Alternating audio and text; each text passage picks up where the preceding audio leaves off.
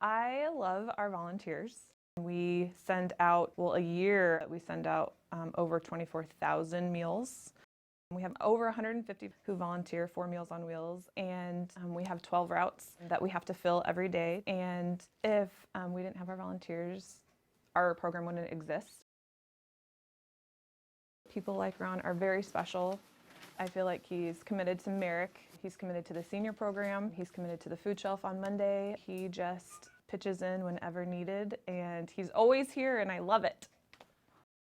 There are some people that I found on certain routes that like to visit, and I'll even do the route differently so I have them last so I can take extra time. I've done that in the past. But I've known a lot of lonely people that really appreciate this one visit. Plus it's a welfare type check, safety type check.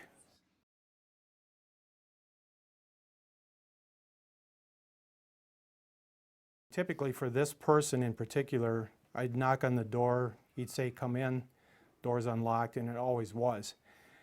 On this day, I knocked on the door, announced myself, there was no answer. But I checked, the door was unlocked, so I opened it up, kind of poked my head in, and he was sitting in his normal position, in his wheelchair.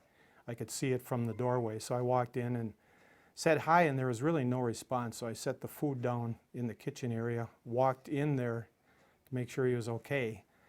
And that's when I noticed some of the signs that things had gone wrong. There was pills on the floor, some of the food that he may have been eating was on the floor, and so on. So from there, I checked for vitals, just to make sure he was breathing, for one thing. His hands were still warm. At that point in time, I determined I couldn't get a response out of him. Kind of shook his shoulder and called his name, no response. So that was the point when I decided it's time to call 911.